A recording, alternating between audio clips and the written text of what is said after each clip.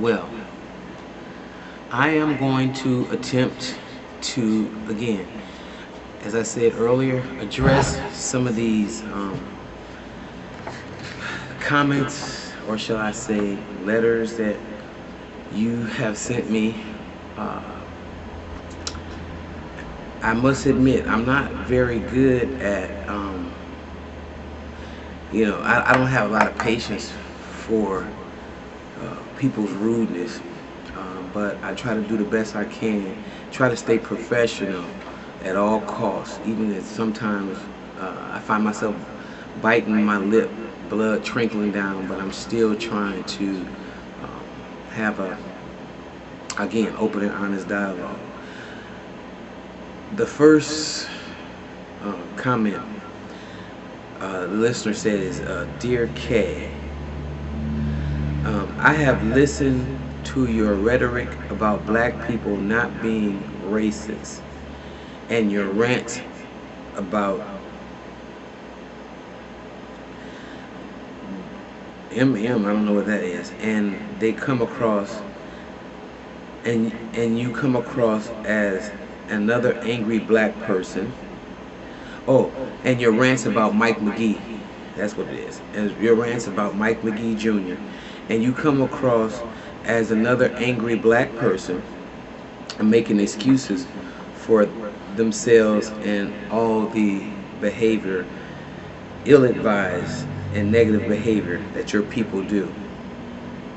Your men fill the prisons, leave their girlfriends pregnant to impregnate more women. Your rap music has destroyed our culture. And for you, I won't say this word, but it rhymes with witch, to say you are not racist is a joke to me. You are a racist, and most black people are, and I am tired as a white person for having to make excuses for my opinions about black people. Once you take responsibility for yourselves and begin to educate and change your conditions, you all will stay on the plantation that you are on. You are a joke to me, meaning me.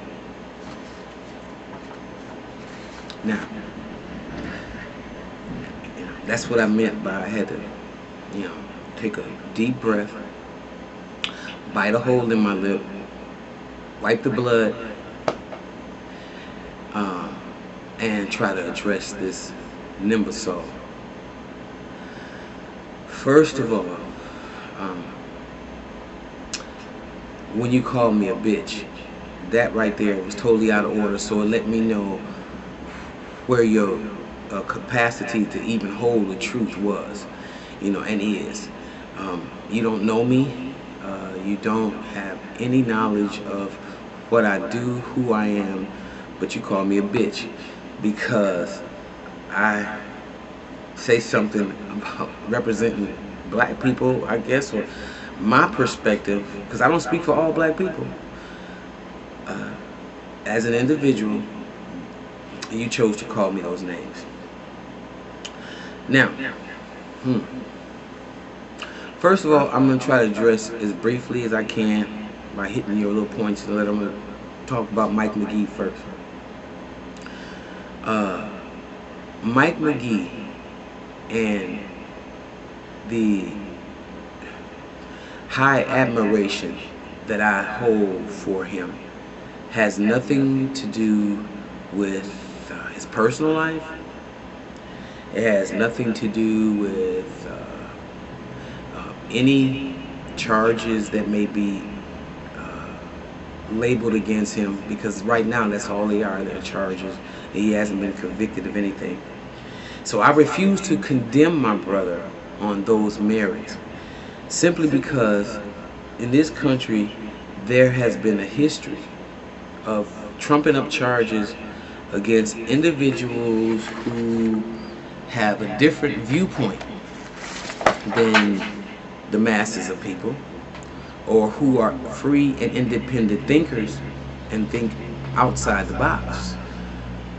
There is a history in this country of hanging these individuals by the stake, invalidating their works, demagoguing them, race baiting, and pretty much wiping out any validity of the person's life because they may say comments that ruffle the feathers. Mike McGee has done very good work for the 6th District.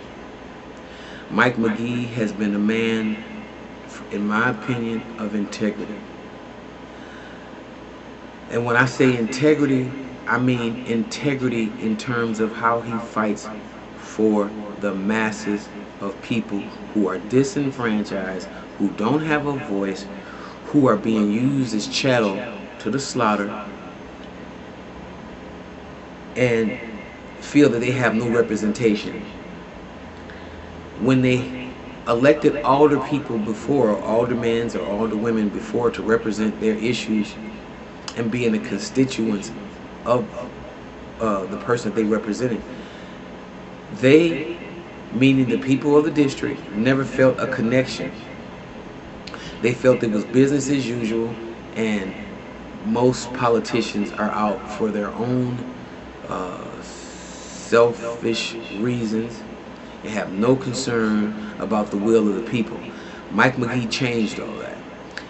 He showed me the test of his character when there was a 10 or 11-year-old girl raped by as many as 20 individuals, grown people, teenagers, and not one person from City Hall, from the Common Council, from the state, made a comment other than something in passing like, oh, that's really a shame. Mike McGee got a hold to this information, and he single-handedly began to investigate the situation, began to make sure that all of the perpetrators in this filthy, this horrible, despicable act was brought to justice. He went into the neighborhood. He went and met with the young lady who had been molested and talked with them and gathered information about the family, what needs were, what he could accommodate them with resources, and then straight from there he went on the attack, not making excuses for the black men who perpetrated this horrible, horrendous act towards the child, but to see that they were brought to justice. That, in my opinion, he got my respect hands down, because I think that if a lot more elected officials will take a vested interest in the wants and needs and even the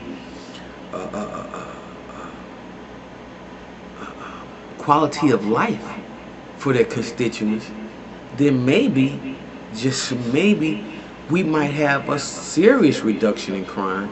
We might have more love for each other, because there will be no separation between the masses of the people and the person that they elected to represent them. To me, that's a no-brainer. To you, it is not. So that's something that you have to deal with. Second of all, while your comment regarding black men impregnating girls and women and leaving the girlfriends to impregnate more women, that science, while abstractly on the surface,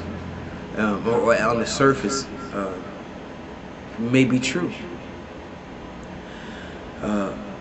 This behavior is no different than the behavior that was on the plantation when the buck went and impregnated every woman, as many as he possibly could, because the slave master wanted to sell these babies for profit. So of course you have the